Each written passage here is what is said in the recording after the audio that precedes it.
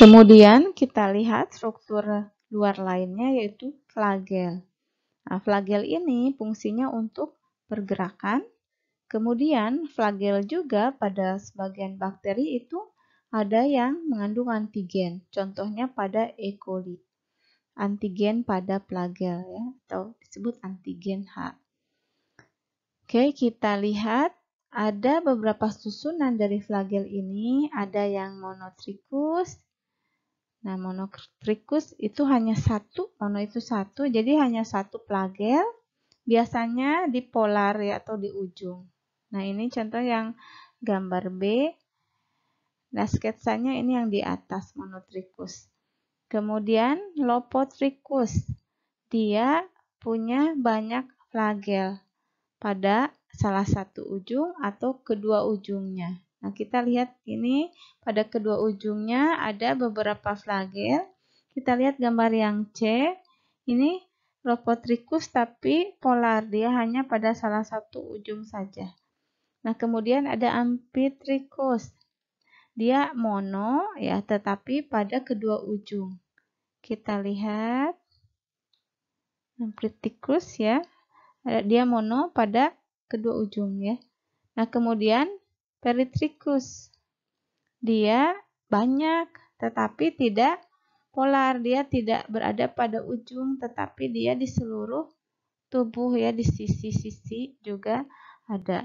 Contohnya ini yang gambar A ya. Dia peritrichus pada kedua sisi bakteri tersebut ya. Ada banyak flagel. Nah, kita lihat gambar yang atas sketsa, sedangkan yang di bawah ini adalah gambar asli ya, melihat bakteri menggunakan mikroskop elektron. Jadi perbesarannya sangat tinggi.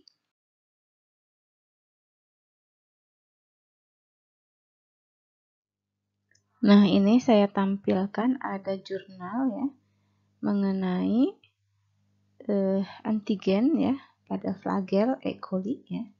Di sini kita lihat ada strain E. coli, strain O55H7.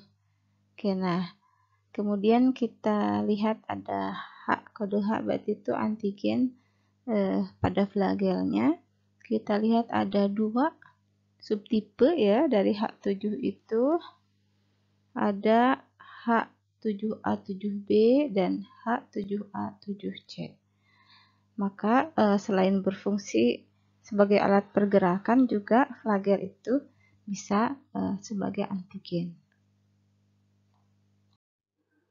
Nah, kita lihat gambar yang sebelah kanan bawah ini. Ini menggambarkan arah-arah dan cara pergerakan dari bakteri karena mempunyai flagel.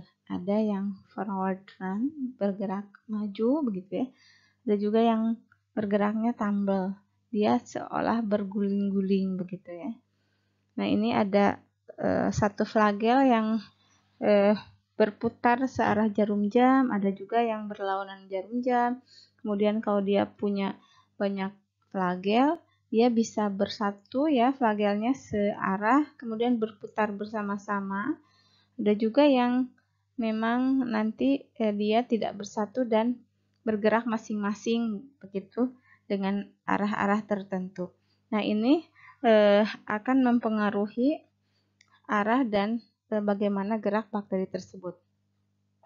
Kemudian untuk contoh pergerakan bakteri yang sering kita lihat pada biakan bakteri di lab, ini ada fenomena yang namanya swarming koloni ya.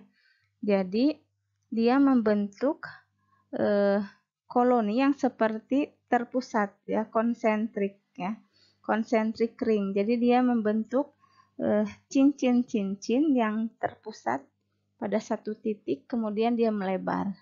Nah, sebenarnya apa yang terjadi di sini? Proteus mirabilis ini mempunyai flagel peritrichus ya. Dia flagel di permukaan tubuhnya banyak sekali. Kemudian terjadilah komunikasi secara kimia antara sel bakteri yang kemudian mengubah ya adaptasi dari berenangnya ya, cara berenangnya dari flagelnya sedikit, kemudian dia akhirnya menjadi bisa bergerak cepat dengan flagel yang banyak gitu.